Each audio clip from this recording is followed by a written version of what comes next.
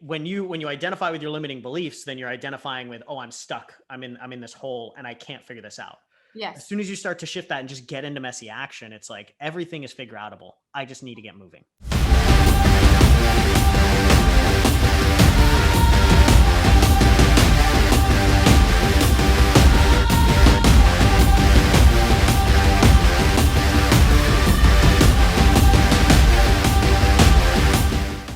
How's it going, everybody? Xander Fryer, CEO and founder of High Impact Coaching, with the amazing Maddy Fryer, my wife and the love of my life and the smartest woman I know. I'm really excited to interview you today, babe, and really dig into mindset and limiting beliefs. So let's go ahead and get started, shall we? Yeah, I'm all yours. That's so nice of you. I know. Like literally all yours too. Oh man, you guys are just gonna get a whirlwind of view into our personal life and just how annoyingly cute we are as a couple. But anyways, let's go ahead and dig in, babe. So obviously you've been a crucial member of High Impact Coaching for the last few years. You've been running our mindset side of things, coaching hundreds of different clients and helping them overcome their limiting beliefs, overcoming their blocks, their fears, taking courageous action, building amazing businesses. You've worked with everyone from starting coaches to millionaires, 7-figure, 8-figure earners. You've worked with Grammy Award-winning artists, professional sports players, so all sorts of different people. It sounds really fun when you put it like that. Can I just say? Yeah. What before we dig into this whole idea, and I really want to dig into this idea of this is a quote that you said, and I actually posted it on our Facebook recently, and a bunch of people resonated with it. It's, if you're conscious enough to know that you have a limiting belief or mental block, then you're too conscious to allow it to be an excuse anymore. You have to fix the block, change the belief, and stop complaining. This world needs leaders, not whiners. And I'm going to dig into that in a second. Okay. But before we dig into that, I would love to just understand, how did you, and I know this, but for the world, how did you kind of get into the mindset path and mindset space? I'd love to just hear your journey a little bit for everybody out there. Yeah. So mine was kind of random. I started off nursing, actually. So I was nursing full time and really just not enjoying what I was. Well, it wasn't exactly what I wanted to do. I knew it wasn't what I was going to do for the rest of my life, and I didn't quite know what that was. And in the nursing space, I saw a lot of segmented, like they treat the body in Western medicine, they treat it very much as different systems and everything's very separate, and you treat the heart separately to you treating the kidneys and blah, blah, blah. Yeah. And to me, I was like, this just doesn't make sense. Like the body is a whole and it's functioning together and it works together. It's an environment. It's an ecosystem that all kind of works together. Yeah. So I was like, this doesn't make sense. And I started to go down more of the Eastern medicine and the natural medicine philosophy. And I started studying traditional Chinese medicine. And that's where I started to learn a lot about, they talk a lot about each organ has a particular emotion. And, the emotions are expressed throughout our body in particular ways. And they talk about different symptoms having different underlying, physical emotions. And I was like, this is really cool. And this is so interesting too, because I think there's a lot of people that get into nursing because they want to help people. Yeah. They get into nursing because they want to help people. And just like you, nurses are smart, right? So once you get into nursing and you start to dig into this a little bit deeper, you're like, what we're doing here is not complete.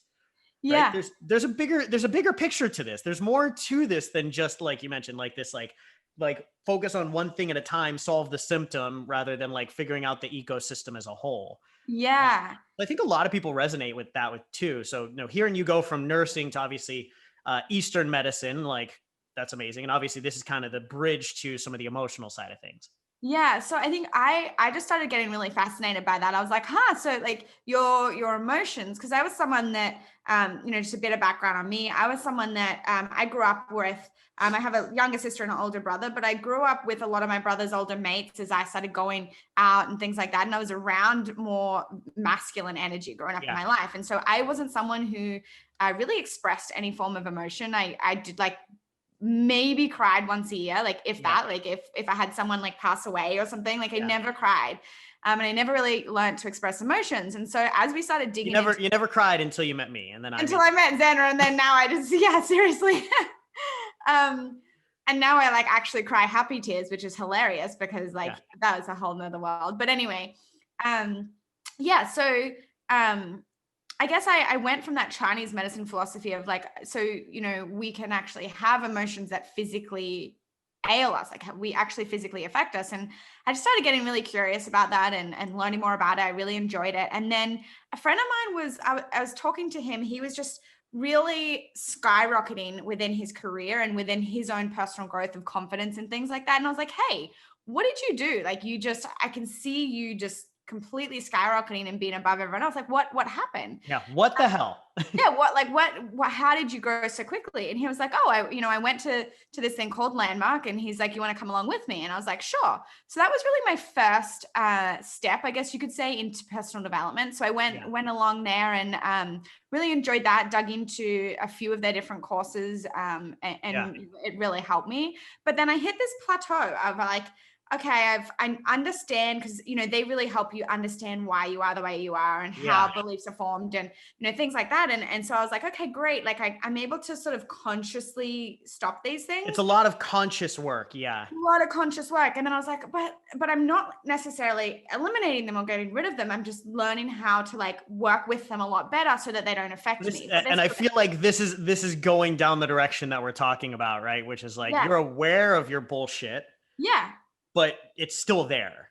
Right? Exactly. Yeah. So it's like, you know, I could forgive, let's say, mom for something that happened in my childhood or whatever. Yeah. Let's say, you know, so my parents give this as my parents went through a divorce. Let's say, you know, I could understand mom's perspective now, but that like the emotion of the anger and stuff that was there from me when I was in grade 10 was still there. The programming, the mental and the subconscious programming. Yeah. Yeah. But like consciously I was able to forgive her, but the feeling was still there. And so I was like, oh, there's gotta be something more. And obviously when you and I met, you were like, you need to dig into this subconscious work that I've been going through. And I went through the RIM method founded by Dr. Deb, and that was absolutely amazing. And I really started to then she works very much with the subconscious mind and, you know, delving into emotional operating system and things like that.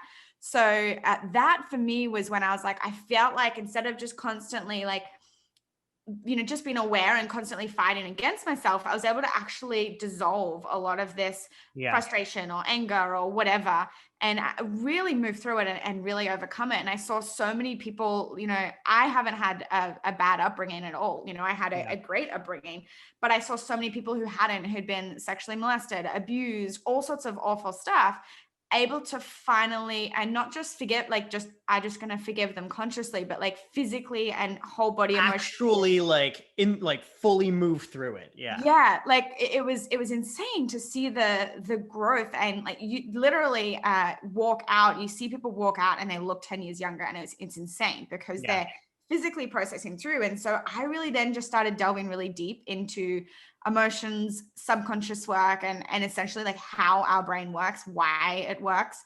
And then now I kind of just call myself like a computer programmer, but for your brain, because I'm like, let's go in here and let's figure out where things are.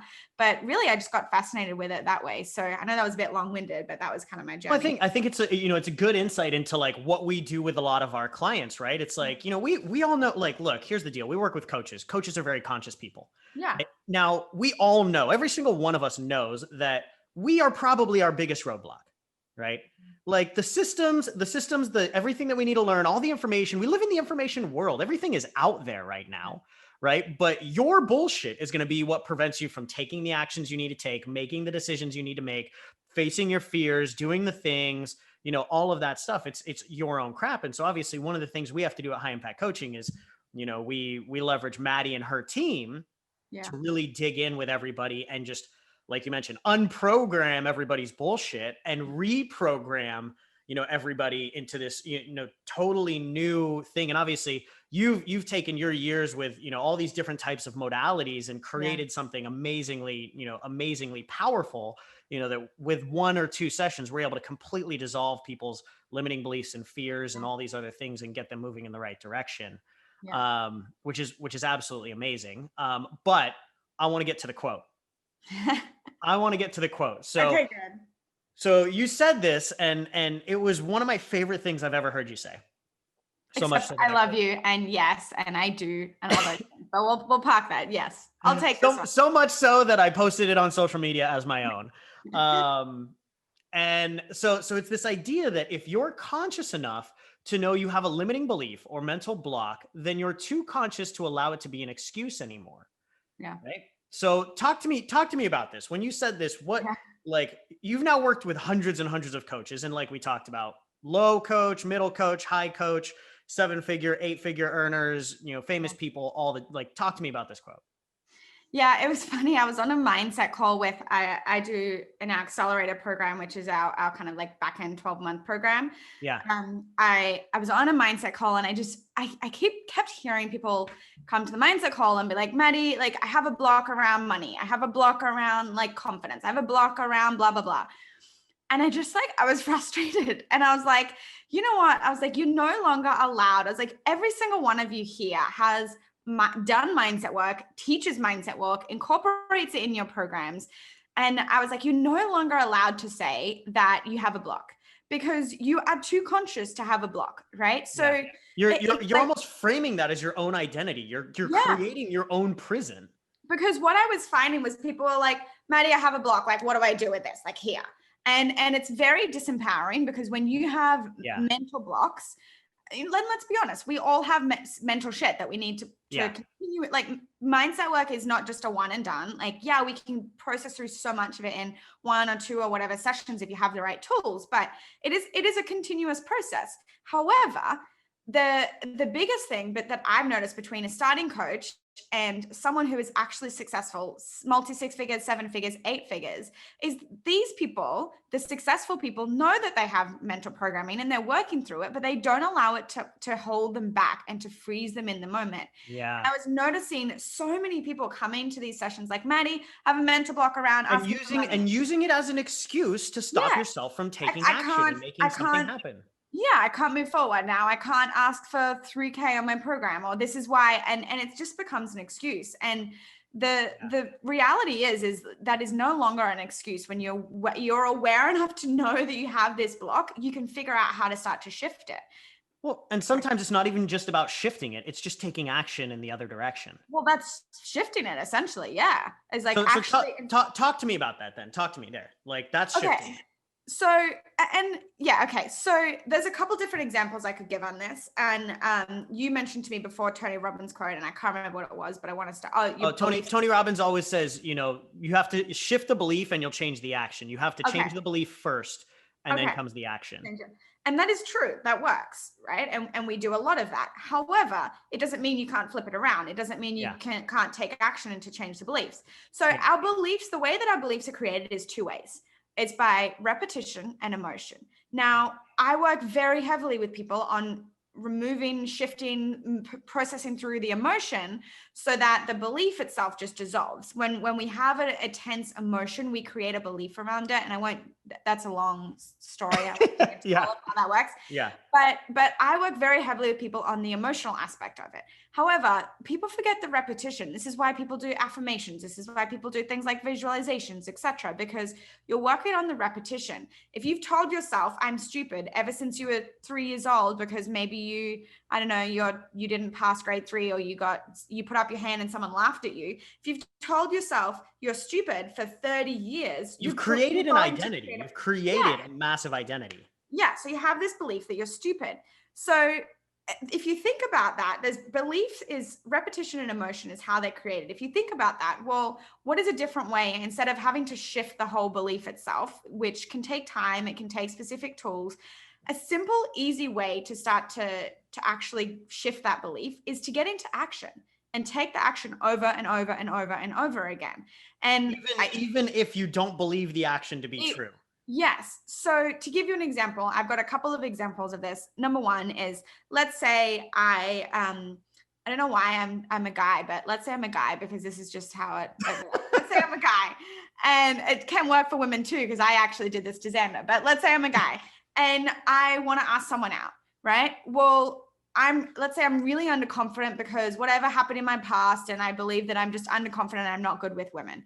Well, I can go through all of this emotional work. It might take a little bit to try and dig all this up. However, what is another way that I can do that if I need in that moment to get something done, if I need to just like shift something and I don't have this time to like really dig in and process and blah blah blah, is I can just go up and ask, you know, every single day for the next month or whatever. I'm going to ask a woman, like someone out every single day, or I'm going to like say I'm going to ask 10 women out tonight. Like go up, and the more that you take the action, the more So essentially it's just, even though you're scared shitless, just go yeah, do it anyways. yeah, And basically what happens is, like, as you go do the thing, it loses its power over you. It loses its fear over you.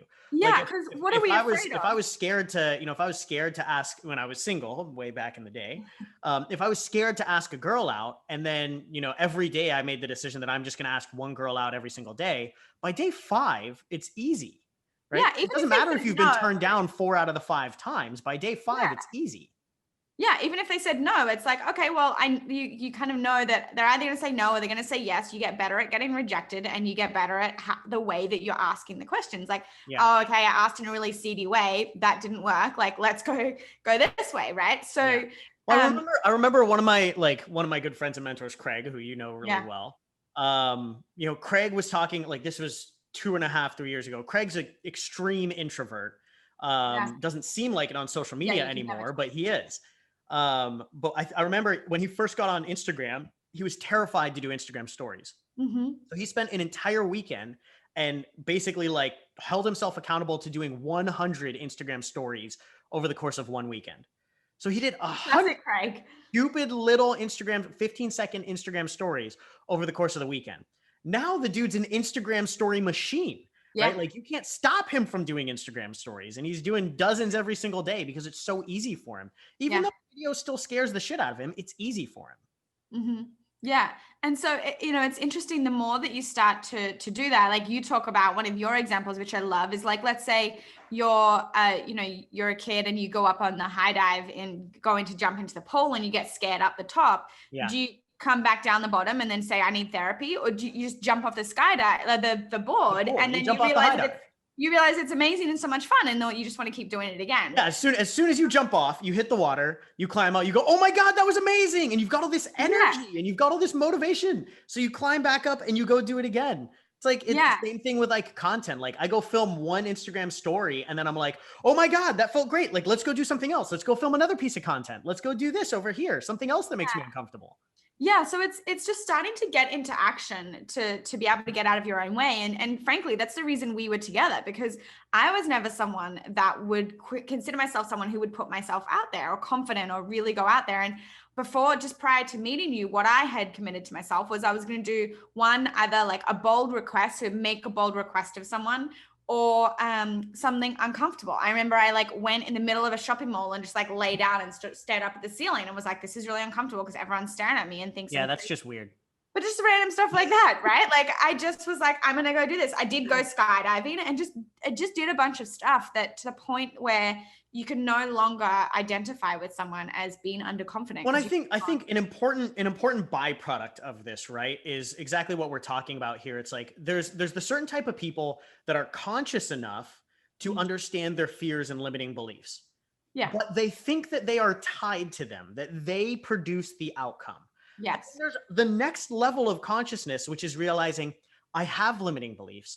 I have fears, but I am not my limiting beliefs. I am not my fears. Yeah. And I can feel this fear and I can go take action anyways. Mm-hmm. And as I go take the actions, this past identity and limiting belief set that I had slowly shifts and changes into this new one of action taking, courage, decision making, like no hesitance, confidence, it's like certainty. Yeah. But it comes from the action and the repetition of doing it. Yeah, and I think the problem is with so many starting coaches is you get stuck in that first phase of, well, I have a limiting belief around asking for thousands of dollars for my program. Yeah. And so you continuously focusing on trying to work through that and trying to shift it and blah, blah, blah. And that can take time. That can take other support. And the problem is, if you're just sitting there focusing on that, then you're wasting so much time. Yeah. I can't remember who it is. It's like time kills all deals. You need to time kills all businesses. Yeah. You need But to get into action. to that point, it's so funny because we see so many of our clients that have this fear around being able to command prices like 2K, 3K, 5K, 8K, Yeah. whatever they're looking to charge. They have these fears around them, and we just give them the script and say, we don't care if you're worried, go do it, right? And Yeah. then we see these screenshots in our Facebook group that are like, oh my God, this shit works. Just got my first 3K client. Yeah. And they were still afraid that they couldn't do it. But as soon as they enroll that first client, Yeah. the belief shifts immediately Hmm. because you actually saw it become You have reality. evidence of it. You're living it. So like you could try and shift the belief first, or you could just go follow the script and then see that 3K client come through the door and you're like, oh my God, Yeah. like this is real. Like I can't pretend that it's not real because I can see it in my Yeah. bank account and on my calendar. Yeah. And here's the thing is you can do both of them at the same time. Like it doesn't mean throw out all your mindset work because obviously that's still Yeah. important. But the thing Do that not throw out your mindset work. Do not throw definitely, out your mindset work. but don't let the quote unquote mindset work hold you back from moving forward and taking action. And that's the biggest thing for so many people is just getting stuck in their beliefs. Yeah. And I think one of the biggest shifts that I can offer to people, and I want to get your thoughts on this, but one of the biggest shifts I can offer to people is if you're conscious of your own shit, right? If you're conscious of your own shit, the number one decision you need to make right now is take courageous action in the face of fear.